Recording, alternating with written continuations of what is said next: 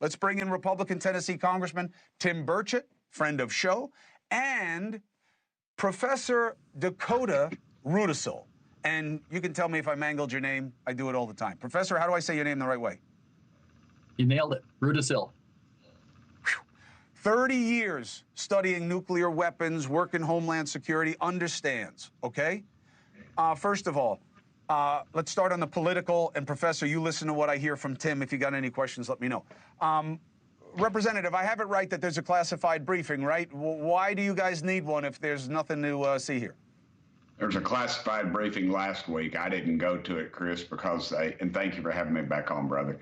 Of course. They bring you into the briefing, and then you can't talk about it. And if you do, you can be brought up on charges.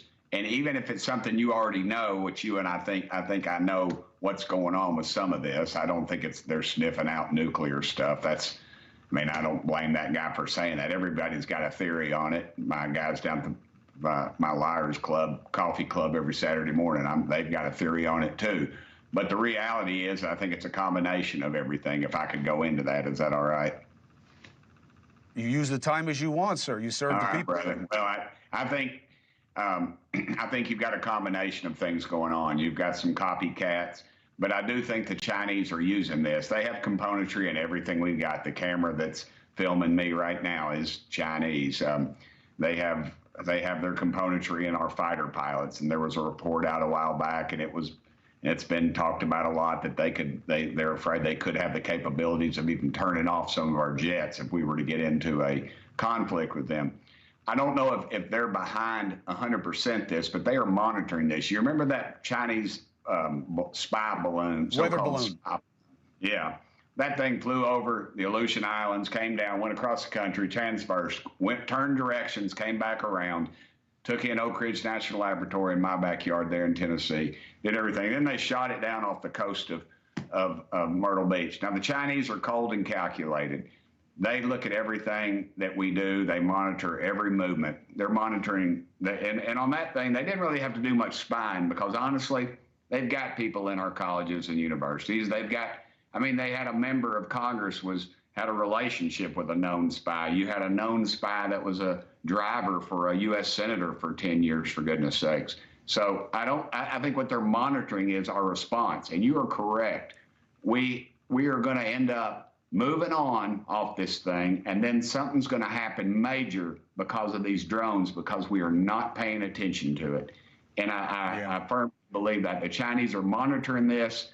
They have componentry in these things. They know where they are. They know what's going on, and they are watching our political reaction, our military reaction, and just our press reaction to this thing. And for our White House to kind of poo-poo it, to me, sends the wrong message. I think you should take the American public serious. They're concerned about this. New Jersey I know a bunch of folks up there in New Jersey since I've been in Congress. They talk funny, but they're good folks. And that was one of the most compliant areas during COVID, if you remember. But these folks are not compliant about these drones. They are incredibly heightened about it, and they should be. So, and that's basically it. That's what I think it is. So well, they've got. I don't want you to tell us what you hear. I don't want to tell us what we hear tomorrow, because I don't want you to be thrown in jail. But hopefully, I probably won't even go. I probably won't even be invited to this one. They usually tell me about 15 minutes before these things. They usually don't want people like myself in those meetings. I hope if you get information, you're able to use it at least, to protect the people who voted for you. Now, Professor, first of all, let me just tell you, Dakota, he really does believe he doesn't have an accent. So what he said about the New Jersey, he actually believes it. Just so you know, I've worked. I'm just telling you, he believes it, but don't judge him by that on everything else he said. Everything else you can take seriously. Now, Dakota, people are looking and saying, they're obviously pretending that they don't see what we see. So maybe that's because they're so frightened by what is actually happening here, which is military aircraft, drones, manned or unmanned, looking for this nuclear material that went missing. And we saw the report that a Cat 3 material went missing from some truck or something in transport, and that's what they're looking for in Jersey. Nukes. Yeah, well, thanks for having me on. So this is all just kind of reminded me a little bit of the, the flying saucer scares in the 1950s. But we're in a different technological age, and there are these drones around, right, that were not around before, and we also have the heritage of the Cold War with the nuclear arsenals that were built then, and smaller arsenals are around today, and obviously radiological materials are part of our lives in medical settings and other settings. So looking at this document from the New Jersey EPA, it looks like basically what they're saying is that there was a small component from a medical scanner which uses germanium-68, which is a radiological material, but this small item has gone missing in transit. If you read the document itself, it underscores very, very clearly that there's minimal health risk from this. So just based on that document, I wouldn't be concerned about a risk to the public. And frankly, I wouldn't connect that up with the drones at all. There are no facts I've seen in the public record that would suggest that there's some sort of search underway for this piece, this component from some medical scanner, right? Using some sort of secret drone operation. Much less there's, some government entity which is using drones off New Jersey to look for a loose nuclear weapon. I mean, there's just no. So I've worked nuclear issues my career over 30 years, including focusing a lot on the question of loose nukes out of the former Soviet Union.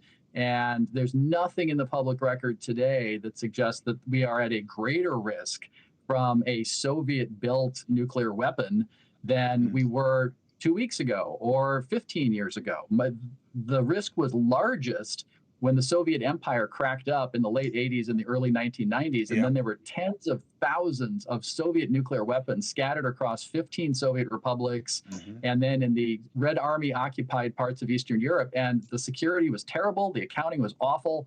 And the United States worked closely with Russia for a couple decades after the end of the Cold War through the Nunn-Lugar CTR program to round up. Let me stop you there, Dakota. So, yeah. Let me stop you there, because I understand exactly what you're saying, but you're also way beyond what people who are watching are going to be wanting. All they want to know is, are they looking for nukes now? You say no, good. But I'll end with a quick anecdote, Tim, that'll date me, but Dakota, will impress you. You were just saying the past senators Nunn and Lugar, they did a bipartisan, go to Russia and help them clean up their biologics and get rid of any small suitcase-style nukes they're worried about.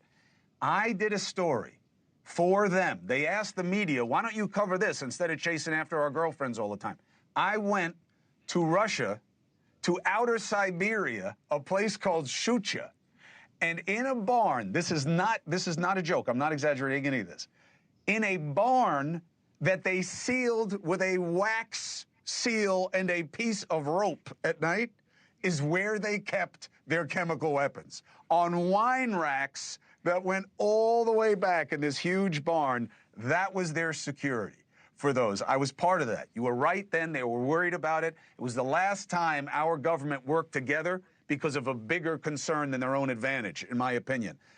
Senators from the right and the left got money to clean those up, and it made a big difference. You're right, Dakota, and thank you for setting us straight about this. It won't stop the speculation, but I don't blame you for that. I don't blame the people online either. I blame the people in power who are charged with giving people the information they need so they can have the confidence they must. Congressman Burchett, always a pleasure. I'll talk to you before Christmas for sure. Take care. All right. Love you, brother. I love you. Be well. Dakota, I don't know you that well. I don't love you yet. 4 minutes and 5 seconds. Coming up. Hey, thanks for watching. Go to joinnn.com to find NewsNation on your screen. And don't forget, click the red subscribe button below to get more of NewsNation's fact-driven, unbiased coverage.